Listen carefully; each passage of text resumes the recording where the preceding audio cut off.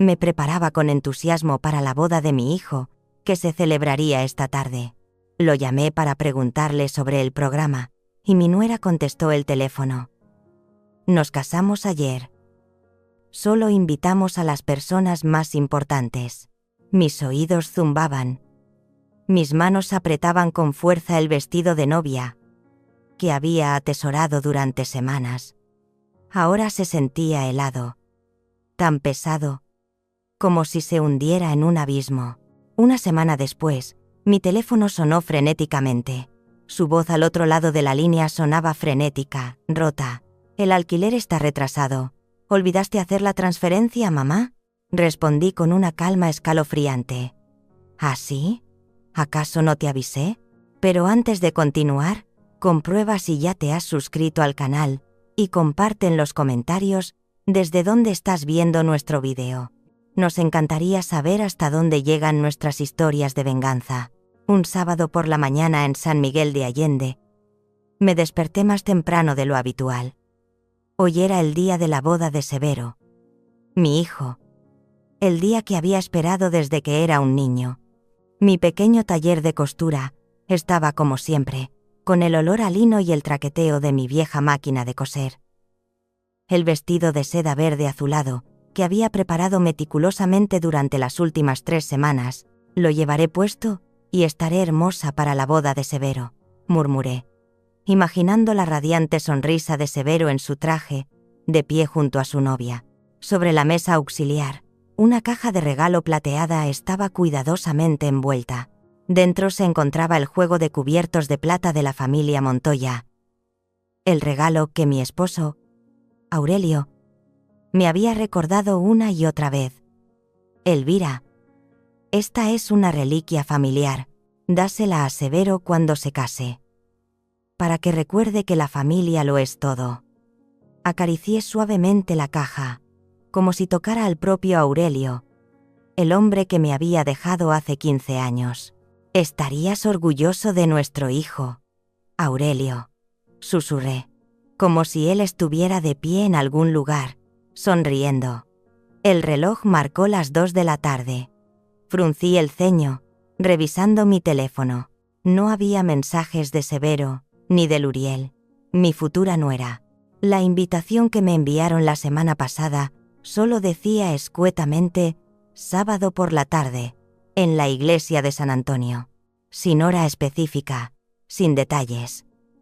Seguro que los chicos están ocupados con los preparativos, me dije a mí misma. Pero una pequeña sensación de inquietud se deslizó en mi corazón. Me sequé las manos en mi delantal de tela. Tomé el teléfono y marqué el número de Severo. El teléfono sonó una vez. Luego 2. A la tercera, una voz somnolienta respondió. «Hola.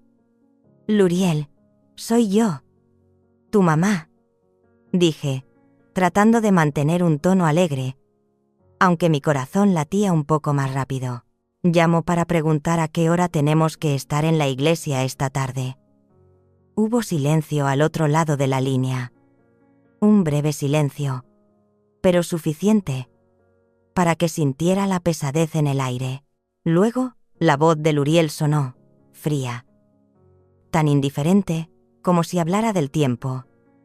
«Ah, doña Elvira, nos casamos ayer». Me quedé helada. Mi mente se quedó en blanco, como si alguien acabara de echarme un cubo de agua fría en la cara. «¿Ayer?», repetí, con la voz temblorosa. «¿Cómo? ¿Cómo que ayer?». Luriel chasqueó la lengua, un sonido pequeño pero afilado como un cuchillo. «Fue una ceremonia pequeña», dijo, su voz ahora claramente molesta. «Solo invitamos a las personas más importantes». El teléfono se me resbaló de la mano. La llamada había terminado. Me quedé inmóvil en medio del salón, con la mano todavía apretando el vestido de seda azul. Mis ojos estaban fijos en la caja de regalo sobre la mesa. «Las personas realmente importantes», murmuré, con la voz quebrada. Yo, la madre del novio, la que había criado a Severo con cada puntada, con cada centavo ganado en el taller de costura, no era importante en el día más importante de la vida de mi hijo. Unos suaves golpes en la puerta me sacaron de mi trance. Don Neftalí, mi anciano vecino que había sido policía, estaba en la puerta entreabierta, con los ojos llenos de preocupación. «Elvira, ¿estás bien?», preguntó con voz grave y cuidadosa. «No te ves bien». Quería decir algo, pero sentía como si tuviera un nudo en la garganta. Solo negué con la cabeza, con los ojos ardiendo. Estoy bien, don Neftalí», susurré. Me miró un momento, luego asintió y se fue en silencio. Sabía que no quería incomodarme más. Coloqué el vestido sobre la mesa. Pensé en las noches que pasé cosiendo hasta tarde, las veces que sonreí imaginándome entrando en la iglesia, viendo a Severo tomar la mano de su novia. Todo se había hecho añicos. «¿Por qué me hiciste esto, Severo?», susurré, como si estuviera frente a mí. ¿Qué hice mal? Esa noche me senté en mi taller de costura, sin encender las luces. No lloré. En cambio, una sensación de vacío me envolvió, fría y pesada. Pensé en Aurelio, en las palabras que solía decir. «Pase lo que pase, siempre nos tendremos el uno al otro». Pero ahora, mi familia era solo un vestido que nadie usaría, un regalo que nadie recibiría y una madre olvidada. Abracé el vestido, apretándolo contra mi pecho, como si pudiera calmar el dolor que me desgarraba por dentro. Pero no podía. Nada podía. El shock de las palabras de Luriel fue como un cuchillo. No solo me cortó el corazón, sino que también me arrastró a los rincones más profundos de mi memoria. Me acerqué a la gran ventana del salón. Muchos años antes, en una noche de tormenta, Aurelio había arreglado el pestillo suelto de la ventana. La lluvia golpeaba con fuerza el cristal. Pero él trabajó con paciencia. Sus manos ásperas sin descanso. Cuando terminó, se volvió hacia mí, con el pelo empapado, y me dedicó una sonrisa tierna. «Todo lo que dejo en esta casa es para ti, Elvira», dijo, con voz grave y firme. Ahora, de pie aquí, me preguntaba: «Aurelio, ¿lo ves? Nuestra casa está siendo profanada». Tenía un pequeño taller de costura, donde crié a Severo después de la muerte de Aurelio. Fue testigo de los años de arduo trabajo criando a mi hijo sola. Hubo noches en las que me quedé despierta hasta tarde, cosiendo cada puntada, preocupada por las tasas de matrícula de Severo. El día de su graduación, cuando le cosí a mano un traje azul oscuro. «Eres el orgullo de tu madre», le dije ese día, abrazándolo con fuerza. Pero ahora, ese orgullo era solo el pinchazo de una aguja. Me senté en el sillón junto a la ventana, cerrando los ojos para que los recuerdos me llevaran de vuelta al día en que Severo trajo a Luriel a casa para presentarla. Fue un domingo a mediodía. Me había levantado muy temprano para preparar el mole poblano que a Aurelio siempre le encantó. Quería que este encuentro fuera perfecto, que Luriel sintiera el calor de nuestra familia. Cuando Luriel entró, le sonreí ampliamente. Desde el primer vistazo, sentí que algo no estaba bien. Era alta, delgada, con un largo y brillante cabello negro. Pero sus ojos eran fríos, como si estuviera evaluando todo. «Hola, mamá», dijo, con una voz suave, pero sin calidez. Asentí. Le ofrecí una silla. «Siéntate. Hija, he hecho un mole especial para ti», dije, tratando de ocultar mi inquietud. La comida comenzó. Apenas probó un bocado, masticó sin ganas y dejó el tenedor. «Esta vajilla es preciosa», dijo, pasando un dedo por el borde del plato de plata. «Debe de ser antigua, ¿verdad, mamá?» Me quedé helada. Mi sonrisa se congeló. «Sí, es una herencia familiar». respondí, con la voz un poco quebrada. ¿Pero qué te parece el mole? Estuve toda la mañana preparándolo. Luriel solo sonrió débilmente y se encogió de hombros. Está bien, pero no estoy acostumbrada a la comida picante. Severo, sentado a su lado, forzó una sonrisa e intentó cambiar de tema. Pero yo lo sentí, como una aguja clavándose en mi corazón, que esta chica no apreciaba en absoluto lo que yo hacía. Después de la comida, mientras Betsabé, la empleada que había estado con la familia durante más de 20 años, y yo limpiábamos en la cocina, Betsabé me llevó a un rincón. «Doña Elvira», susurró, con voz preocupada. «Esa chica no es sencilla». La vi dar una vuelta por la casa, golpeando las paredes, mirando los muebles como si los estuviera tasando. Me reí suavemente, desestimando sus preocupaciones. «Te preocupas demasiado, Betsabé». Quizás solo tenía curiosidad, pero Betsabé negó con la cabeza, sus ojos serios. «Tenga cuidado. Sus ojos no son sinceros». No le presté mucha atención en ese momento, pero ahora, ese recuerdo surgía claramente como una advertencia ignorada. Recordé el momento en que Luriel accidentalmente se perdió y entró en el antiguo estudio de Aurelio. Estaba llevando el té cuando la vi allí, de pie frente a la caja de hierro donde guardaba las escrituras de la casa y el testamento de Aurelio. Se sobresaltó al verme, pero rápidamente esbozó una sonrisa. «Ay, mamá, me perdí», dijo, con una voz empalagosamente dulce. «¿Qué es esta caja? ¿Hay algo importante?». Fruncí el ceño, me acerqué y cerré la tapa de la caja.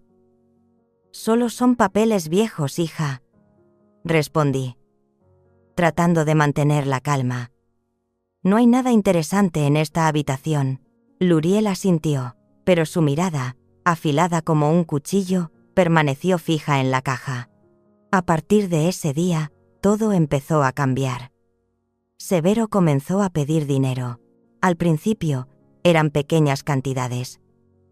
«Mamá, Luriel necesita dinero para un curso de diseño», dijo, con voz emocionada. «Solo son unos miles de pesos. ¿Puedes ayudarme?». Asentí. Saqué mis ahorros, pensando que era mi manera de apoyar el futuro de mi hijo. Luego fue: «Mamá, mi coche se ha estropeado. Necesita una reparación urgente». Volví a ayudar, aunque el taller ya no estaba tan concurrido como antes. Pero gradualmente, las sumas se hicieron más grandes. Un día, Severo vino, se sentó frente a mí en la mesa del comedor, sin atreverse a mirarme a los ojos. «Mamá», dijo, con la voz ligeramente temblorosa, «queremos invertir en un proyecto. Luriel dice que es una gran oportunidad, pero necesitamos una buena cantidad. Mamá, ¿podrías ayudarnos?». Me quedé atónita. «¿Invertir? ¿Qué tipo de inversión necesita tanto dinero, Severo?». Tartamudeó, repitiendo palabras que nunca antes había oído de su boca. Es para nuestro futuro, mamá. Tienes que entenderlo». Miré a los ojos de mi hijo, pero solo vi a un extraño. Aún así, le di el dinero, pero mi corazón empezó a sentirse pesado. Betsabé me advirtió de nuevo, esta vez más seriamente. Una tarde, después de ver a Luriel regresar a hurtadillas al estudio de Aurelio, me llevó al patio trasero. «Doña Elvira», dijo, su voz casi una súplica, «esa chica no es buena persona». La vi abrir los cajones, mirar los papeles. Sus ojos son demasiado rápidos. Tiene que cerrar esa caja de hierro con llave. Suspiré, todavía reacia a creerlo. «Betsabé, eres demasiado desconfiada. Luriel pronto será mi nuera. No haría nada malo». Pero en el fondo, una semilla de duda había sido plantada. ¿Alguna vez has estado en una situación en la que has tenido que dudar de tus propios familiares? Cuéntame tus historias familiares. Estoy dispuesta a escuchar. Con todo mi corazón. Volviendo al presente, me senté en el frío salón. De repente, me di cuenta. Todas esas piezas sueltas encajaban para formar un cuadro terrible. La boda secreta no fue una decisión impulsiva, fue un movimiento calculado. Parte de un plan que Luriel, y quizás también Severo, habían tramado. Pasó una semana en un pesado silencio. No los llamé. No les envié mensajes. Ni una palabra, y ellos, Severo y Luriel, tampoco se molestaron en contactarme. Cada día, me sentaba en el salón mirando las bugambillas en el patio, preguntándome si mi hijo había pensado en mí. Aunque fuera por un momento, el viernes, Shadani, mi hermana menor, me llamó desde Querétaro. Su voz era apremiante. Elvira, he oído la noticia. Esa chica Luriel ha publicado fotos de la boda en internet. ¿Por qué no me dijiste nada? Agarré mi taza de café, tratando de que mi voz no temblara. Porque yo también me enteré después de que sucediera. Shadani, respondí, con una voz tan seca como la tierra agrietada bajo el sol de verano. Shadani endureció su tono. Te lo dije desde el principio. La forma en que esa chica te miraba la casa, no es sencilla. Tienes que tener cuidado, especialmente con las escrituras de la casa. Lo sé, Shadani.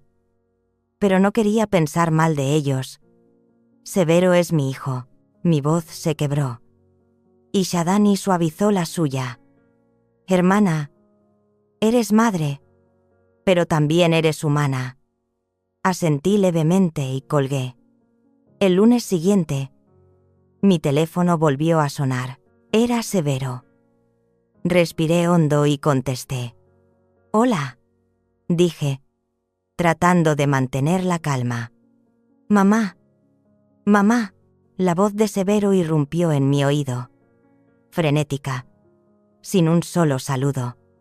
El casero acaba de llamar. El alquiler está retrasado. ¿Te olvidaste de transferirnos el dinero? Me quedé paralizada, apretando el teléfono. Ni una disculpa, ni una pregunta sobre cómo estaba. Solo la exigencia familiar. Pude oír a Luriel susurrando cerca, su voz aguda y fría. Pregúntale, Severo. Pregúntale dónde está el dinero. No respondí de inmediato. Un momento después. Dije, lentamente, palabra por palabra, con una calma que me sorprendió a mí misma. Ah, ¿sí? ¿Acaso no te avisé? Nunca prometí ayudarte a pagar ninguna cantidad. Al otro lado de la línea, Severo estaba atónito. ¿Qué estás diciendo, mamá?, gritó, su voz rota por el pánico. Este es el alquiler mensual con el que siempre nos has ayudado. ¿Vas a dejar que nos echen a la calle? Cerré los ojos, y la imagen de Severo de niño apareció. Un niño pequeño tomándome de la mano, sonriendo radiantemente bajo un árbol de jacarandá. Pero ese niño había desaparecido, reemplazado por un hombre que solo sabía exigirle a su madre. Uno solo ayuda cuando es apreciado. Hijo, ni siquiera me invitaste a tu boda. Severo tartamudeó, buscando una excusa. Nosotros solo queríamos algo sencillo. Mamá, Luriel dijo que no quería molestarte. Escuché a Luriel arrebatarle el teléfono, su voz chillando con falsa dulzura. Mamá Elvira, no nos malinterpretes. Realmente te consideramos la persona más especial. Es solo que... La interrumpí, sin dejar que continuara con su farsa. Tan especial que no merecía un asiento en el día feliz de mi hijo. ¿Verdad, Luriel? Hubo un silencio total al otro lado de la línea. Dije mi última frase, con la voz fría como el hielo. El amor de una madre no es una chequera de la que podáis sacar dinero cuando queráis. A partir de ahora, arregláoslas solos. Colgué. Me temblaban las manos, pero no de miedo. Por primera vez en 33 años, no corrí a rescatar a Severo. No abrí mi cartera. No saqué mis ahorros. No hice nada para aliviar sus problemas. Una sensación de culpa y alivio a la vez me invadió. Como si acabara de soltar una pesada carga, pero al mismo tiempo hubiera perdido una parte de mí misma. Esa tarde fui a la cafetería de la señora Marcolina, donde solía sentarme con mis viejas amigas. La señora Marcolina me miró con ojos comprensivos. «Elvira, ¿estás bien?», preguntó, colocando una taza de café caliente frente a mí. Esbocé una sonrisa débil, tratando de ocultar mi dolor. «Estoy bien, Marcolina, solo necesito tiempo». Me tomó la mano, apretándola suavemente. «Eres una buena madre, Elvira. No dejes que esos niños te hagan olvidar eso». Asentí, pero por dentro no estaba segura de seguir siendo una buena madre. Me había negado a ayudar a Severo. Lo había dejado enfrentar las consecuencias de sus actos. Pero también sentí una nueva fuerza, una determinación que no sabía que tenía. «Gracias, Marcolina», dije, con voz baja pero firme. «Lo superaré. Tengo que superarlo». Esa noche volví a casa. Pensé que negarme a ayudar me haría más fuerte, pero solo 2 días después, mi corazón ardía como el fuego. Seguía siendo una madre. La idea de que mi hijo, a pesar de haberme traicionado, pudiera ser desalojado, me impedía estar tranquila. El miércoles por la mañana, abrí mi viejo joyero y saqué el anillo de bodas que había dentro, lo último de valor que él me había dejado para mí. Además de la casa, apreté el anillo, con las lágrimas a punto de brotar. «Aurelio», susurré. «Lo siento. Tengo que hacer esto». Fui a la casa de empeños del señor Mateo, al final de la calle. Al verme se alarmó. «Doña Elvira, ¿ha pasado algo más?». Puse el anillo en el mostrador, sin atreverme a mirarlo a los ojos. «Necesito dinero en efectivo, señor Mateo. Por favor, no me pregunte nada más». «¿Está segura, Elvira?». «Elvira», preguntó, con voz preocupada. Asentí, con un nudo en la garganta. «No tengo otra opción». Suspiró y empujó un fajo de billetes viejos hacia mí. Tomé el dinero, le di las gracias con una inclinación de cabeza y me fui. En el banco, transferí todo el dinero a la cuenta de Severo, sin poner mi nombre como remitente. Me dije a mí misma que esta sería la última vez.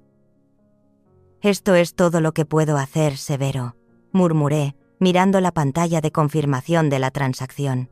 Esperaba que, cuando ya no tuvieran a nadie que les tendiera la mano, se dieran cuenta de lo que había hecho por ellos, y que nuestra familia volvería a ser una familia de verdad. A la mañana siguiente, fui a la cafetería de la señora Marcolina. Apenas me había sentado cuando Tzintli Yáñez, mi mejor amiga desde la juventud, entró, con el rostro endurecido como una piedra. «Elvira, mira esto», dijo, con la voz temblando de ira, mostrándome su teléfono. «Aquí está tu preciosa nuera». En la pantalla estaba el perfil personal de Luriel. Una foto me golpeó en los ojos. Ella sentada al volante de un coche nuevo y reluciente, con una sonrisa de orgullo. El pie de foto decía: «Gracias al mejor esposo del universo por el regalo de boda sorpresa. Te amo». Me desplacé hacia abajo, con el corazón encogido. Aparecieron más fotos, Luriel y Severo en un restaurante de lujo, brindando con copas de vino, sonriendo como si no tuvieran ninguna preocupación en el mundo. La señora Marcolina, de pie detrás del mostrador, negó con la cabeza, sus ojos llenos de una mezcla de compasión e ira. «¿Usaron tu dinero del alquiler para comprar un coche e irse de fiesta, Elvira?», dijo. Su voz tan amarga que era como echar sal en mis heridas. ¿Vendiste la reliquia de don Aurelio para que ellos la derrocharan así? Sus palabras fueron como un trueno que me dejó paralizada. No quería creerlo. No podía creer que fuera verdad. Mi boca estaba seca, incapaz de pronunciar una palabra. Resultó que mis últimos esfuerzos, mis sacrificios por mantener un poco de calor familiar, eran solo una ilusión mía, rota como una pompa de jabón ante mis ojos. Si un día te encuentras en una situación como la mía, en la encrucijada entre exigir justicia y dejarlo todo por los lazos familiares, ¿qué elegirías? Cuéntame tus historias familiares. Estoy dispuesta a escuchar con todo mi corazón. Esa tarde, el anhelo por mi nieto, Gael, me sacó de la tormenta emocional. Decidí ir a la puerta de su escuela, solo para verlo un momento, para asegurarme de que al menos él estaba bien. Cuando sonó el timbre, apareció Gael, con su mochila azul colgando del hombro. Me vio, sus ojos se iluminaron, y corrió hacia mí, abrazándome con fuerza. «Abuela», exclamó, con su voz clara. «Te he echado mucho de menos». Le acaricié el pelo, sintiendo un calor que se extendía por mi corazón. «Yo también te he echado de menos, Gael», dije, dándole un churro. «Come, mi amor, te lo he comprado». Gael tomó el dulce, pero de repente miró a su alrededor con ansiedad, como si buscara algo. «¿Qué pasa, cariño?», le pregunté, agachándome a su altura. Gael dudó. Luego se acercó a mi oído y susurró con su voz infantil: «Abuela, mamá Luriel me dijo que no hablara más contigo». Sentí que mi corazón se detenía. «¿Por qué, mi amor?», pregunté, tratando de mantener la calma, aunque mi pecho se contraía de dolor. Gael levantó la vista, sus ojos claros llenos de inocencia, y repitió las palabras de su madre. «Me dijo que ya no te quisiera, porque pronto dejarás de ser de nuestra familia. Dijo que pronto tendrás que irte de esa casa». Me quedé petrificada. Las palabras de Gael, aunque inocentes, confirmaron mis peores temores. Justo en ese momento, un coche reluciente se detuvo. El coche de la foto de Luriel. La ventanilla bajó, y Luriel me lanzó una mirada afilada como una navaja. «Gael», llamó, con una voz dulce pero autoritaria. «Sube al coche ahora mismo». Gael me miró, con los ojos asustados, y susurró: «Lo siento, abuela», antes de correr hacia el coche. Me quedé allí, inmóvil, viendo cómo el coche se alejaba, llevándose mi corazón con él. Volví a casa, con los pies pesados como si llevara plomo. La casa, que una vez estuvo llena de risas, ahora se sentía fría y silenciosa. No sabía cómo. Pero sabía que por esta casa, por Gael y por mí misma, no dejaría que Luriel y Severo me quitaran lo que era mío. El lunes por la mañana, después de un fin de semana sumida en una fría determinación, me desperté con un fuego latente en mi interior. Abrí el armario y saqué mi atuendo más formal. Un vestido negro sencillo pero elegante, el que solía usar para reunirme con clientes importantes cuando el taller prosperaba. Me miré en el espejo, alisé las arrugas del vestido y susurré: «Elvira, hoy no puedes temblar». Tomé mi viejo bolso, lo único que quedaba de los regalos de Aurelio, y salí de casa, más decidida que nunca. En la cafetería de la señora Marcolina, llamé al banco y solicité una cita con el director de la sucursal.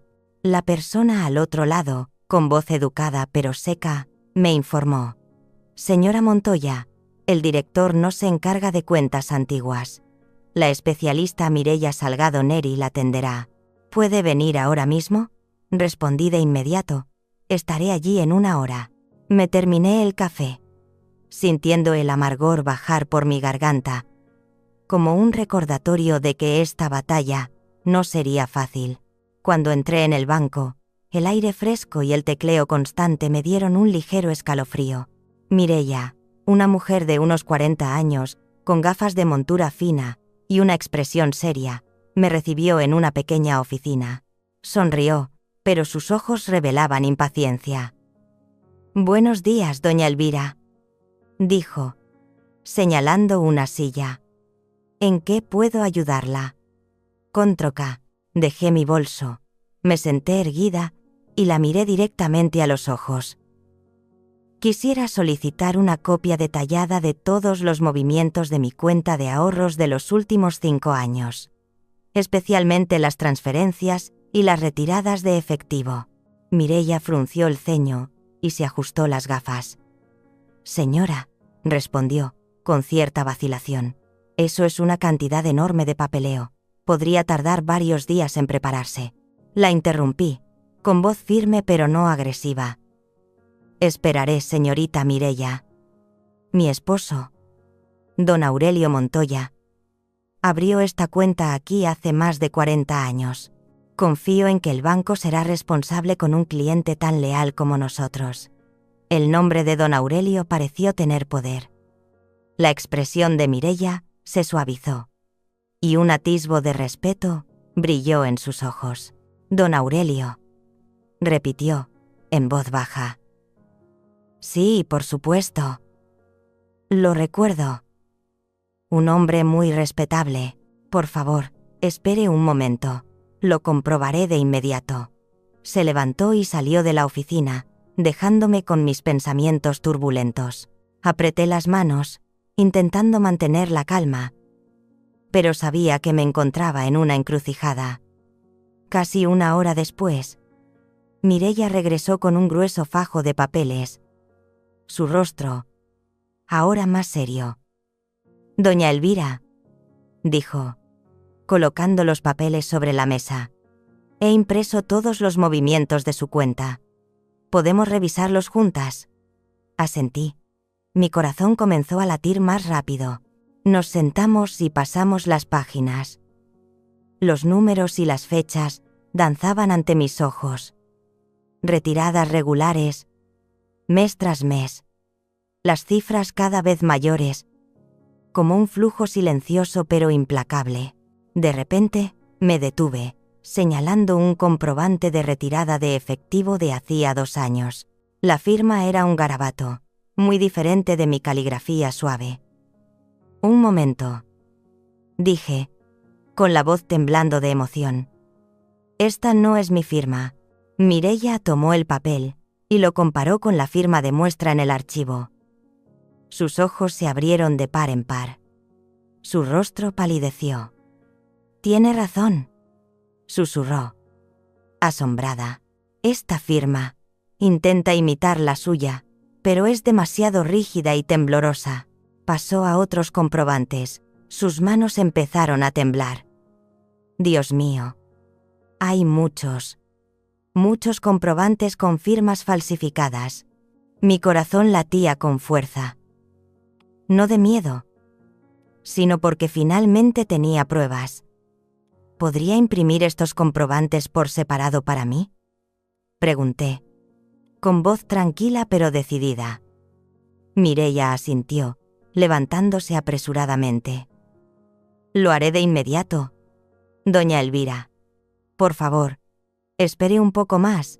Mientras esperaba, ella continuó revisando la lista de transferencias en la pantalla de su ordenador. De repente, se detuvo. Su rostro se endureció. «Doña Elvira», dijo, bajando la voz como si revelara un secreto. «¿Le suena el nombre de Calpurnia Aquino?» Me quedé helada, como si me hubieran abofeteado. «Calpurnia Aquino, la madre de Luriel». «Sí», respondí, con la voz quebrada. «Es la madre de mi nuera». Mireia señaló la pantalla, sus ojos llenos de preocupación. «Durante los últimos 3 años ha habido transferencias pequeñas, pero muy regulares, desde su cuenta a la cuenta de esta mujer. En total, no es una cantidad pequeña». Giró la pantalla para que yo pudiera ver. Los números aparecían como puñaladas.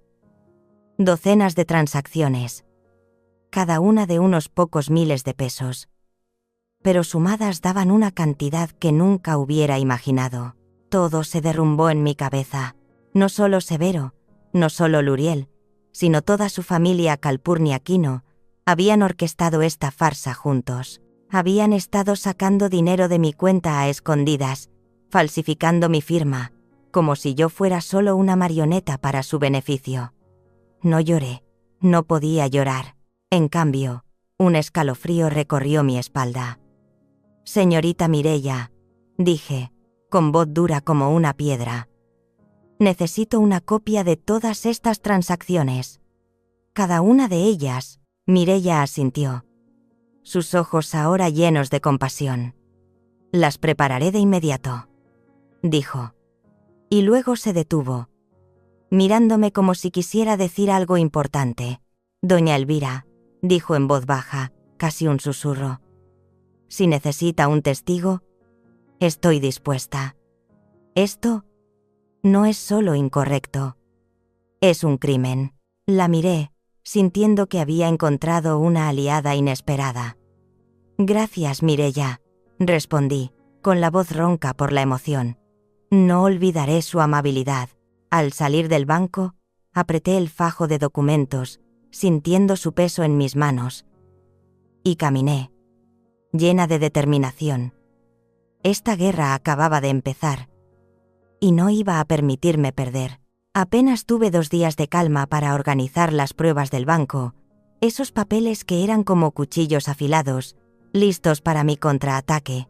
Había marcado cuidadosamente cada firma falsa, cada transacción sospechosa, y los guardé en una vieja caja de hierro, donde una vez estuvo el testamento de Aurelio. El miércoles por la mañana, mientras el sol de San Miguel de Allende se filtraba a través de las bugambillas, sonaron unos golpes fuertes y decididos en la puerta. Sobresaltada, fui a abrir. Frente a mí, había 2 extraños. Una mujer joven, de unos 30 años, con un traje sastre azul oscuro, se presentó. «Buenos días, doña Elvira Montoya. Soy Giovanna Pacheco Rincón, de los servicios sociales». A su lado, un hombre con uniforme de la policía local, con el rostro impasible, no dijo una palabra. Apreté las manos intentando mantener la calma. «Hola», dije, aunque mi corazón empezó a latir deprisa. «¿Qué sucede?» Giovanna sonrió, pero era una sonrisa falsa, como una máscara. «Hemos recibido una solicitud urgente», dijo, esforzándose por sonar comprensiva, «para evaluar su salud mental y su capacidad para tomar decisiones». Me quedé paralizada, como si me hubieran echado un cubo de agua fría. «¿Capacidad para tomar decisiones?», repetí, con voz temblorosa. ¿Quién hizo esa solicitud?» Giovanna bajó la vista a los papeles que tenía en la mano, evitando mi mirada. Su hijo, el señor Severo Calderón, y su nuera, la señora Luriel Valtierra, respondió, con voz monótona. «Han proporcionado pruebas que sugieren que usted muestra signos de paranoia, pérdida de memoria y comportamiento que supone un peligro para usted misma». Cada palabra era como una puñalada en mi corazón. Severo, el hijo que había criado con cada puntada, con cada gota de sudor, ¿ahora me acusaba de estar loca? Retrocedí un paso, agarrándome al marco de la puerta para mantenerme en pie. «¿Qué pruebas?», pregunté, con la voz quebrada. «Dicen que estoy loca. ¿Dicen que soy un peligro?». Giovanna no respondió, simplemente hojeó sus papeles, como si mi pregunta no mereciera una respuesta. Justo en ese momento, oí el motor de un coche. El reluciente coche de Luriel, el coche comprado con el dinero del anillo de bodas de Aurelio, se detuvo bruscamente frente a la puerta. Severo salió, con la cabeza gacha, seguido de Luriel, vestida elegantemente como una reina, y un hombre de mediana edad con un traje impecable y un maletín de cuero. Se presentó, con voz untuosa. «Soy el licenciado Hernán Piñeiro Zúñiga, abogado representante del señor Calderón y la señora Valtierra». Miré a Severo, esperando encontrar algo del niño que una vez me abrazó y me llamó la persona más importante, pero no se atrevió a levantar la vista. «Mamá», murmuró, con voz débil. «Lo siento. Solo quiero lo mejor para ti». Quise gritar. Quise preguntarle si lo mejor era meterme en un lío legal, pero no tuve tiempo de decir nada. Luriel se acercó. Me tomó la mano, sus ojos brillando con falsa preocupación. «Mamá, no te enfades», dijo, con voz dulce como la miel. «Estamos muy preocupados por ti. Últimamente dices cosas que no son verdad. ¿No te das cuenta?». Le aparté la mano de un manotazo, como si su contacto me quemara. «No me toques, Luriel», dije, con voz gélida. «Cosas que no son verdad. Como que me habéis robado mi dinero, o que queréis robarme esta casa». Luriel se quedó atónita, pero rápidamente recuperó su expresión inocente. «Mamá, otra vez», suspiró, volviéndose hacia Giovanna como si yo acabara de confirmar sus acusaciones. El abogado Hernán dio un paso al frente, mostrándome un papel con un sello rojo brillante. «Señora Montoya», dijo, con su voz suave como el aceite, «esta es una petición presentada ante el tribunal, solicitando que se le declare incapacitada legalmente y que se nombre a su hijo como su tutor legal para todos sus bienes». Miré el papel, las palabras se volvieron borrosas. No solo querían dinero, querían echarme de mi propia casa, querían silenciarme con la etiqueta de loca. Justo entonces, don Neftalí, mi vecino expolicía, apareció desde la casa de al lado. Su rostro se endureció, sus ojos afilados recorrieron al grupo en mi puerta. «¿Qué está pasando aquí?», rugió, su voz llena de autoridad. «Severo, ¿qué demonios le estás haciendo a tu madre?». Severo bajó aún más la cabeza, sin responder. Hernán dijo fríamente: «Este es un asunto familiar y legal, señor. Por favor, no interfiera». Pero don Neftalí no retrocedió. Se burló. «¿Llamas familiar a internar a tu propia madre, Severo? ¿No te da vergüenza?». Giovanna, aparentemente convencida por las pruebas falsas, intervino, con voz más firme. «Doña Elvira, según el procedimiento, mientras el tribunal procesa el caso, no se le permitirá estar sola. La llevaremos a un centro de atención temporal para garantizar su seguridad». Negué con la cabeza, sintiendo que el suelo se hundía bajo mis pies. «¿Seguridad?», grité, incapaz de contenerme más. «Dicen que soy un peligro, pero son ustedes los que me están robando la vida». Dos paramédicos, que aparecieron de la nada, se acercaron y me tomaron de los brazos con suavidad, pero con firmeza. «Señora Montoya, por favor, coopere», dijo uno, con voz monótona. Miré a Severo, con la última esperanza de que hablara, de que los detuviera. Pero él se quedó allí, con lágrimas corriendo por sus mejillas. «Un traidor cobarde». Luriel le apretó la mano suavemente. Una sonrisa casi imperceptible cruzó sus labios. Lo sé, estaba disfrutando este momento. Mientras me llevaban al vehículo, me volví para mirar mi casa, la casa que Aurelio había construido, donde una vez estuvo llena de nuestras risas. Luriel había sacado las llaves de mi bolso, las metió en la cerradura y abrió la puerta. Esa puerta, con los arañazos de cuando Severo era pequeño, se cerró de golpe ante mis ojos, como si cerrara toda mi vida. «Aurelio», susurré, mientras las lágrimas finalmente caían. «Lo siento. No pude proteger lo que dejaste». Me senté en el vehículo, con los dos paramédicos en silencio a mi lado.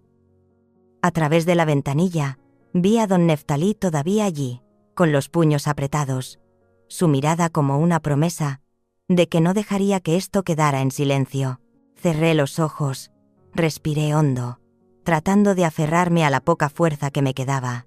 Los 3 días de encierro en el centro de atención temporal fueron los más largos de mi vida. En la mañana del 4.º día, me llevaron al juzgado, Cuando el coche se detuvo frente al viejo edificio de piedra de San Miguel de Allende, vi a Xadani, mi hermana, esperando en la entrada. Sus ojos estaban enrojecidos, pero su mirada ardía de rabia. Corrió hacia mí, me abrazó con fuerza, como si temiera que fuera a desaparecer. «No dejaré que te hagan esto, Elvira», susurró, con la voz temblorosa. «Van a pagar por esto». Asentí, sin poder decir nada, solo sintiendo el calor de su abrazo como una nueva fuente de fuerza. A mi lado estaba el licenciado Braulio Cepeda Arriola, el abogado que Xadani había encontrado. Era un hombre mayor, de cabello canoso, pero con ojos brillantes y tan firmes como el acero. Se especializaba en casos de abuso a personas mayores, y cuando me conoció, me tomó la mano y dijo: «Doña Elvira, mantenga la calma, déjemelo a mí». Su voz era grave pero segura, como una promesa. Lo miré, llena de esperanza, aunque todavía asustada. «Gracias, licenciado», susurré. «Solo quiero recuperar lo que es mío». Él asintió, apretando suavemente mi mano. «Lo lograremos». La sala de audiencias era pequeña y sofocante. El aire pesado como una tormenta a punto de estallar. Me senté en la mesa de mi abogado, sintiendo las miradas de los demás como agujas. Frente a mí estaban Severo y Luriel, y a su lado, el abogado Hernán Piñeiro, el hombre cuya suavidad me había hecho temblar. En la fila de atrás, Calpurnia Aquino, la madre de Luriel, estaba sentada, mirándome con ojos rapaces como un halcón a su presa. Apreté las manos debajo de la mesa, intentando mantener la calma. Pero mi corazón latía con fuerza. La sesión comenzó.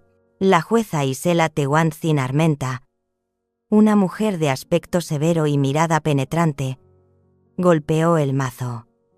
«Comenzamos», declaró, su voz resonando. Llamaron primero a Severo. Se levantó, con los hombros caídos, y cuando habló, su voz se quebró en sollozos fingidos. «Solo quería proteger a mi madre», dijo, mientras las lágrimas corrían por su rostro. «Mamá ha cambiado. Olvidó el día de mi boda. Dice cosas que no son verdad, que queremos hacerle daño. Solo quiero que la cuiden bien». Lo miré. El hijo que una vez fue mi mundo entero, ahora de pie allí, tejiendo mentiras. «Severo», susurré en mi corazón. «¿Sientes cómo me duele el corazón?». A continuación, Luriel subió al estrado, con un vestido espléndido, sus ojos brillando como una víctima digna de lástima. «Hice todo lo que pude», dijo, con voz temblorosa. Pero yo sabía que era solo una actuación. Mamá Elvira, de repente, se enfadó conmigo por teléfono, sin motivo. Solo quería ayudar, pero rechazó cualquier muestra de preocupación. Hizo una pausa, secándose una lágrima inexistente, y continuó. «Incluso fue a la puerta de la escuela a acosar a mi hijo, Gael. Tenía miedo de que hiciera algo peligroso. Sabía que la balanza se inclinaba a mi favor, pero aún temía que un pequeño error pudiera derrumbarlo todo». Braulio Cepeda se puso de pie, su postura como la de un guerrero listo para asestar el golpe final. «Señoría», dijo, su voz resonante, cada palabra como un martillazo. «Toda esta petición se basa en un único propósito: tomar el control de los bienes de doña Elvira, específicamente la casa familiar en San Miguel de Allende». Hizo una pausa. Se volvió para mirar directamente a Severo y Luriel, su mirada tan afilada como un cuchillo. Hicieron todo esto porque creían que esa casa, tarde o temprano, sería suya. Luriel se movió en su asiento, sus labios apretados, mientras que Severo mantenía la cabeza gacha, como si quisiera evitar la mirada de Braulio. Tomé la mano de Xadani debajo de la mesa, sintiendo su temblor.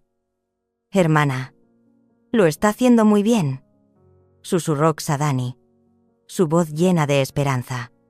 Asentí, pero mi corazón seguía pesado. No solo quería ganar, quería que Severo entendiera que se había equivocado, que no solo me había traicionado a mí, sino también el legado de su padre. Una leve sonrisa, llena de sarcasmo, cruzó los labios de Braulio. Sacó de su maletín un grueso expediente, con una cubierta de cuero marrón cuidadosamente encuadernada, y lo colocó sobre el escritorio de la jueza con un suave toque. Sin embargo, dijo en voz alta, enfatizando cada palabra: «Hay un hecho que los demandantes desconocen». Hizo una pausa, dejando que el silencio envolviera la sala. Incluso yo contuve la respiración, sin saber qué iba a revelar. Solo su mirada firme me hizo creer que este sería el golpe decisivo. 6 años antes de su fallecimiento, continuó Braulio, su voz retumbando como un trueno, don Aurelio Montoya, con gran previsión, y ante el notario, Evaristo Montalvo Ixtepec, constituyó un fideicomiso llamado Fideicomiso para la Preservación del Legado Montoya. Me quedé helada, mi corazón latiendo con fuerza. Aurelio nunca me había hablado de esto, pero su nombre, en este momento, era como un fuego que calentaba mi corazón. Miré a Severo y vi que su rostro comenzaba a cambiar de color, sus ojos llenos de confusión. Luriel frunció el ceño y le susurró a Severo: «¿Qué es esto? ¿Qué fideicomiso?». Braulio levantó la mano, pidiendo silencio, y continuó: «La totalidad de la casa y el terreno en San Miguel de Allende fueron transferidos legalmente a este fideicomiso. Según los términos de su constitución, doña Elvira Montoya tiene el derecho vitalicio de residir allí, pero la casa ya no es su propiedad personal». Levantó un dedo, enfatizando: «Eso significa que esa casa no se puede vender, no se puede transferir, no se puede hipotecar. Y lo más importante». Se giró, mirando directamente a Severo, su voz como una estocada: «No forma parte de la masa hereditaria». Toda la sala quedó en silencio. Solo se oía la respiración agitada de Luriel. Braulio se acercó, su mirada fija en mi hijo. «Y por supuesto», dijo, cada palabra como una bala, «nunca, y no será nunca, tuya, Severo Calderón». Un «¡Ah!» escapó de la boca de Luriel. Se levantó de un salto, señalando a Braulio, su rostro enrojecido de ira. «Mentira», gritó, con voz estridente. «Eso es mentira. Esa casa es nuestra. Tenemos derecho». Severo, por su parte, se desplomó en su silla, pálido como el papel, con la boca abierta pero sin poder emitir sonido. Lo miré, por primera vez no con el amor de una madre, sino con una fría compasión. Su sueño, su plan, todo acababa de convertirse en cenizas con una sola frase. La jueza Isela golpeó la mesa con fuerza con su mazo. «¡Orden!», gritó, su mirada recorriendo a Luriel, que seguía temblando de rabia. «Siéntese inmediatamente, señora Valtierra, o haré que la saquen de la sala». Luriel se sentó a regañadientes, pero su mirada quería quemar a Braulio. La jueza Isela tomó el expediente del fideicomiso, pasando las páginas, su rostro impasible. «Licenciado Cepeda», dijo con voz monótona, «¿este documento tiene plena validez legal?». Braulio asintió, colocando otro papel sobre la mesa.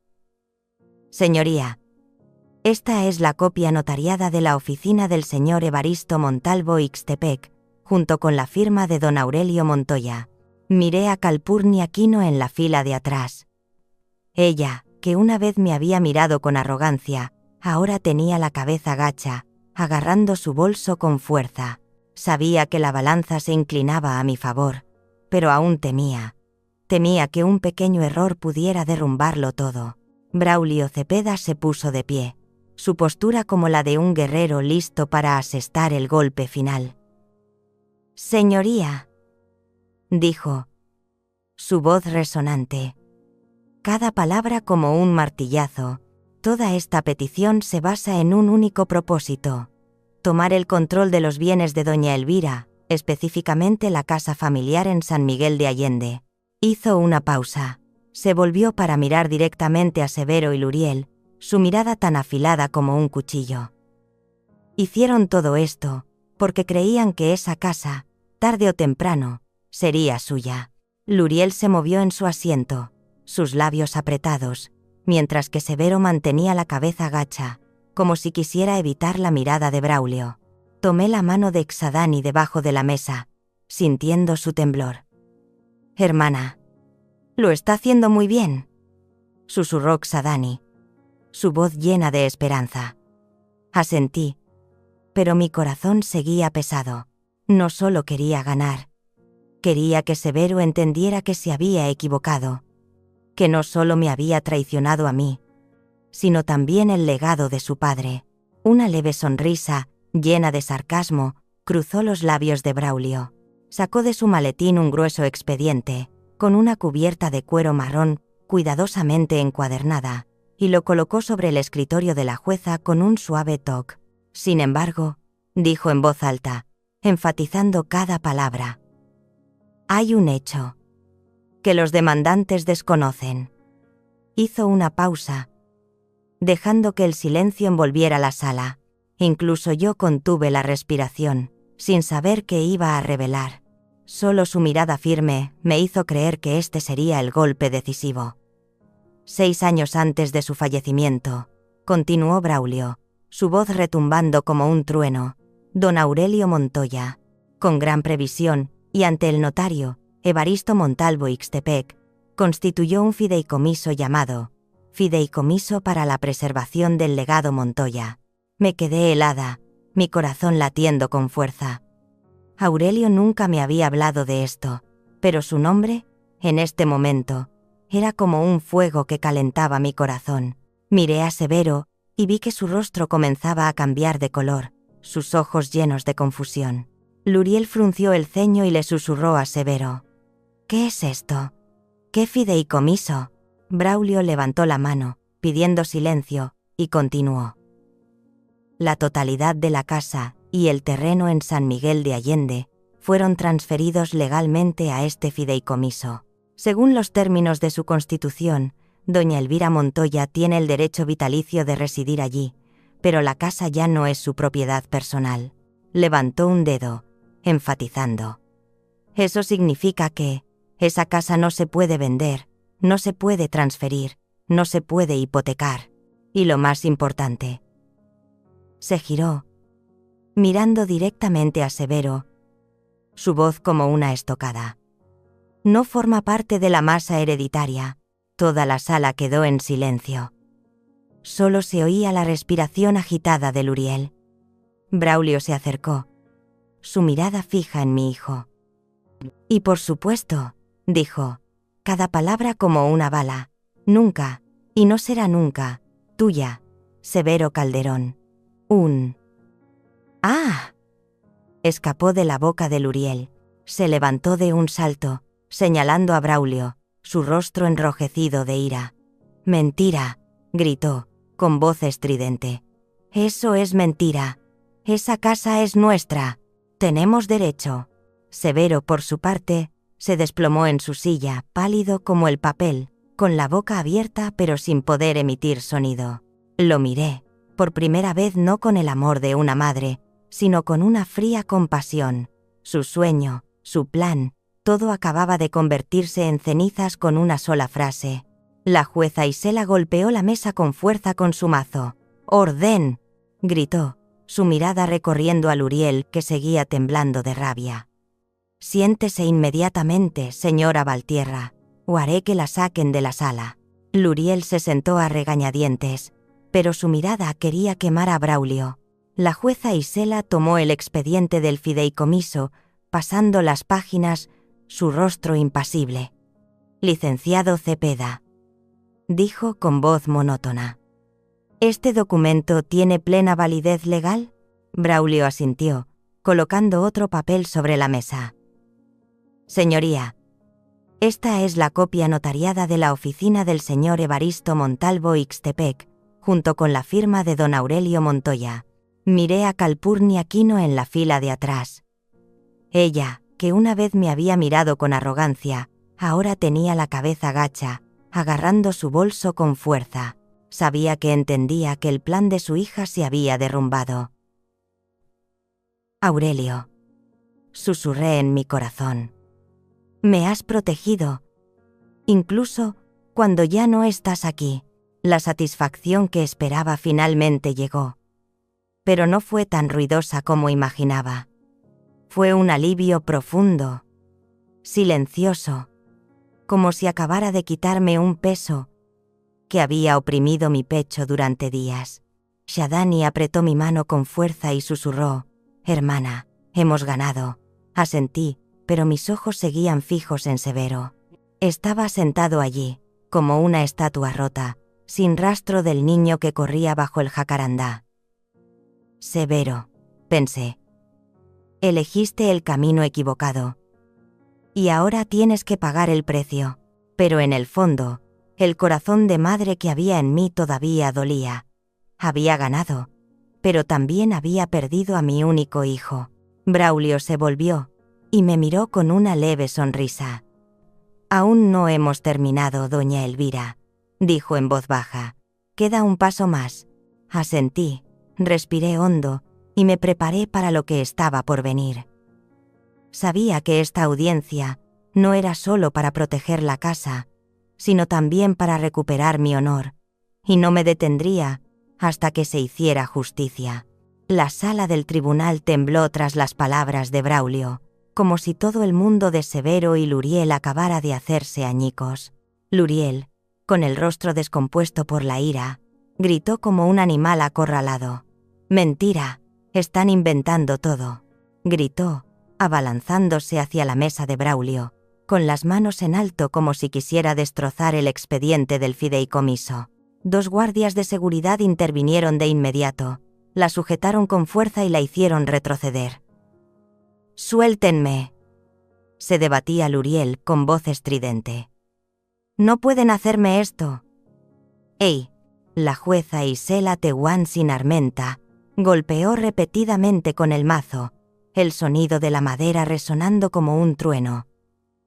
Gritó, su mirada gélida recorriendo a Luriel. «Señora Valtierra, si no mantiene el orden, me veré obligada a expulsarla de la sala. Receso de 15 minutos». Se levantó y salió, dejando tras de sí una atmósfera sofocante y caótica. Mientras la gente murmuraba, vi a Luriel volverse hacia Severo, que seguía paralizado en su silla, pálido como una estatua de cera. Siseó entre dientes, lo suficientemente alto para que Shadani y yo lo oyéramos. «Inútil, un fracasado patético. Ni siquiera puedes controlar el patrimonio de tu propia madre. Todo es culpa tuya». Severo levantó la vista, con los ojos enrojecidos, y tartamudeó. Pero ella lo interrumpió, con voz llena de desprecio. Miré a mi hijo, con el corazón dolido, pero esta vez ya no sentía el deseo de tenderle la mano para salvarlo. Cuando la sesión se reanudó, la jueza Isela regresó con un semblante severo. Nos miró directamente y dijo con voz clara: «Tras examinar las pruebas, el tribunal desestima por completo la solicitud para declarar a la señora Elvira Montoya incapacitada legalmente. Se trata de un abuso flagrante del proceso judicial». Un suspiro de alivio escapó de Xadani a mi lado. Me tomó la mano y susurró: «Hermana, lo hemos conseguido». Pero yo solo asentí, con la mirada fija en Severo, que ahora mantenía la cabeza gacha, como si su mundo se hubiera derrumbado. Braulio Cepeda, con un aire tranquilo pero autoritario, se puso de pie. «Señoría», dijo, con voz de acero, «no nos detenemos aquí. Tenemos pruebas de los delitos de falsificación de firmas y fraude para la apropiación indebida de bienes». Levantó el expediente de los extractos bancarios. Las hojas marcadas en rojo, por Mireia Salgado. Estas son las transacciones ilegales, con la firma falsificada de doña Elvira, retirando dinero de su cuenta durante los últimos 3 años. Se giró y señaló directamente a Calpurnia Quino, que estaba sentada en la fila de atrás, con el rostro pálido. Tenemos pruebas de transferencias de dinero irregulares y constantes, a la cuenta de la señora Calpurnia Quino, madre de la señora Luriel Valtierra, dijo Braulio, su voz como un martillo. Solicitamos al tribunal que inicie una investigación penal de inmediato. Calpurnia se levantó de un salto, llevándose las manos al pecho, y gritó: «¡Calumnias! No he hecho nada malo. Elvira, eres una malvada. Te atreves a inventar historias para dañar a mi familia». Pero su voz se quebró, llena de pánico. La jueza Isela golpeó el mazo, su mirada fría como el hielo. «Señora Quino, silencio», ordenó, y luego se dirigió al fiscal que estaba en un rincón de la sala. «Le pido que inicie la investigación de inmediato. 2 agentes acompañen a la señora Quino y tomen su declaración». 2 policías se acercaron y tomaron a Calpurnia del brazo. Ella se resistió maldiciéndome. «Pagarás por esto, Elvira, te arrepentirás». Pero yo solo la miré, con el corazón helado. «La que se arrepentirá no seré yo», susurré, aunque sabía que no podía oírme. La jueza Isela se dirigió a Hernán Piñeiro, que estaba encogido en su asiento con la cabeza gacha. «En cuanto a usted, licenciado Piñeiro», dijo, con voz llena de desprecio, «el tribunal enviará un oficio al Colegio Nacional de Abogados, solicitando que se considere la revocación de su licencia, por conducta poco ética y complicidad en la presentación de un expediente fraudulento». Hernán no levantó la vista. Solo asintió débilmente, como un hombre que ha aceptado la derrota. La audiencia terminó. Al salir al pasillo, presencié la escena final del derrumbe. Luriel, despojada de su aire de superioridad, se enfrentó a Severo, insultándolo sin piedad. «Me voy a divorciar», gritó señalándolo. «No voy a quedarme atrapada con un don nadie sin un céntimo como tú. Todo es culpa tuya». Severo intentó tomarle la mano, su voz temblorosa. «Luriel, por favor, no te vayas. Podemos empezar de nuevo». Pero ella le apartó la mano de un manotazo y se rió con desdén. «¿Empezar de nuevo? ¿Con qué? No tienes nada». Le dio la espalda y se marchó, sin mirar atrás ni una sola vez. Severo se quedó solo en medio del concurrido pasillo, sus hombros temblando, la mirada vacía. Lo miré. Y en mi corazón ya no había ira, solo una profunda tristeza. Unos días después, don Neftalí me contó que vio al jefe de la obra de construcción de Severo ir hasta su apartamento para despedirlo. «La noticia del juicio se ha extendido por todo el pueblo», dijo, negando con la cabeza. «Nadie quiere contratar a alguien que traiciona a su propia madre». Asentí, sin decir nada, pero con el corazón apesadumbrado. Esa noche, me senté en el salón de mi casa, la casa que Aurelio había construido y que ahora volvía a ser mía. Shadani se sentó a mi lado y me sirvió una taza de té caliente. «Hermana, has ganado», dijo, con voz llena de orgullo. «Has protegido todo». La miré. Esbocé una sonrisa débil, pero mis ojos ardían. «He ganado, Shadani», dije, con voz ronca. «¿Pero por qué me siento tan vacía por dentro?» Shadani me tomó la mano, sin decir nada, solo apretándola con fuerza, como queriendo darme fuerzas. Miré hacia el patio, donde las bugambillas seguían floreciendo bajo la luz de la luna.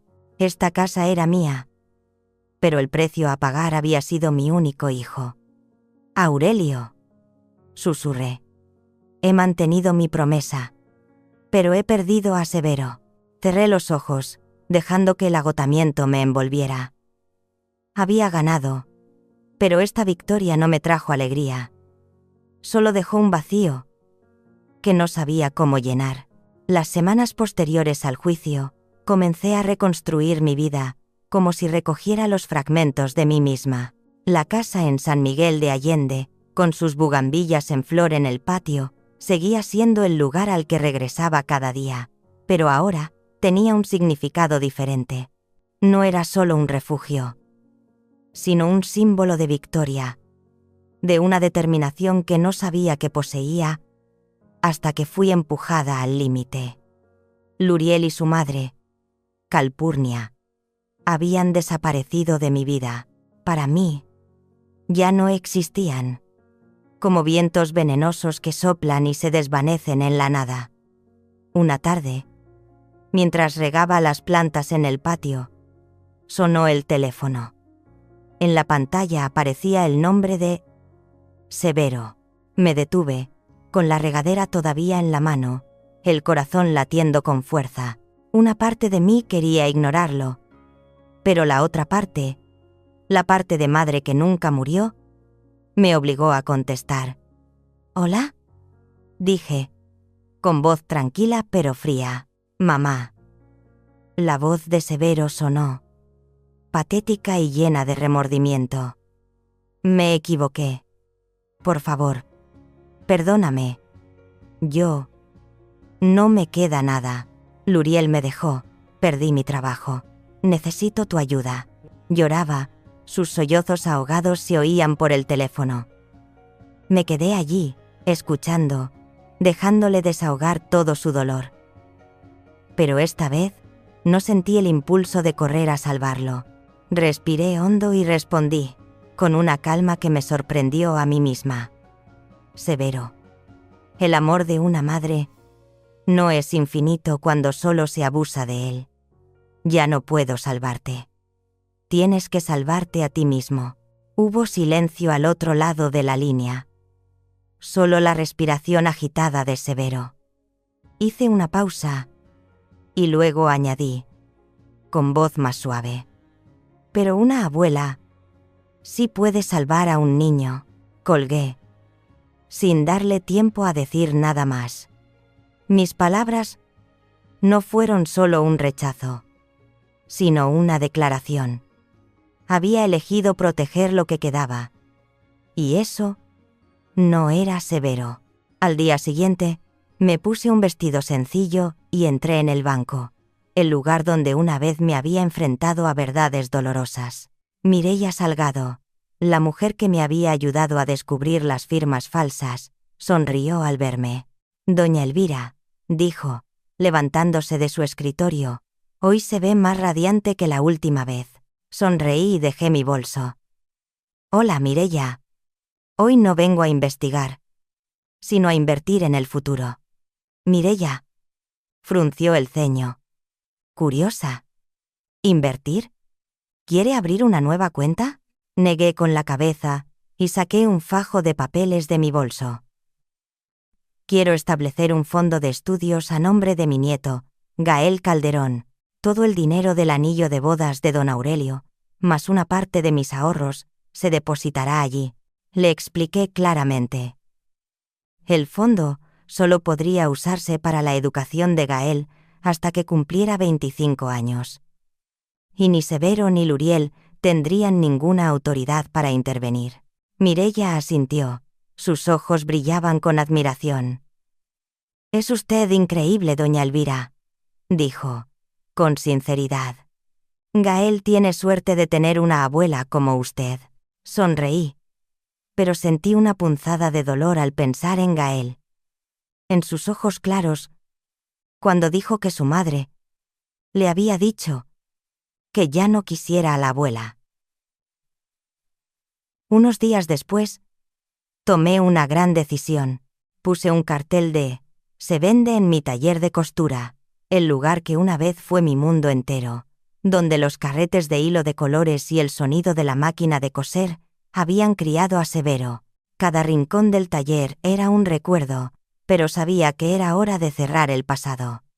Una tarde, Una joven llamada Elena vino a verme. Era delgada, con ojos que brillaban de pasión, pero su voz temblaba al presentarse. Doña Elvira, he oído que quiere vender el taller. Yo soy costurera, pero no tengo suficiente dinero para abrir mi propia tienda. Si usted acepta, le prometo que lo cuidaré muy bien. La miré y vi en sus ojos el mismo fuego que yo tenía hace 40 años. ¿Amas este oficio, Elena?, le pregunté, con voz suave. Ella asintió, sus ojos se iluminaron. Señora, la costura es mi vida. Solo necesito una oportunidad. Sonreí, le di un recorrido por el taller, mostrándole cada máquina, cada viejo patrón de diseño. Finalmente, le dije, te lo venderé, a un precio razonable.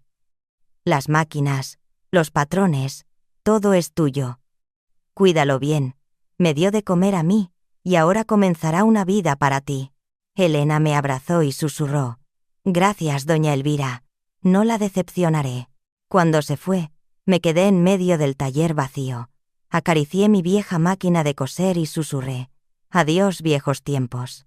Por primera vez en más de 40 años, ya no era una esposa abnegada, una madre sacrificada o una víctima de la traición. Me senté en la silla de mimbre que a Aurelio le encantaba.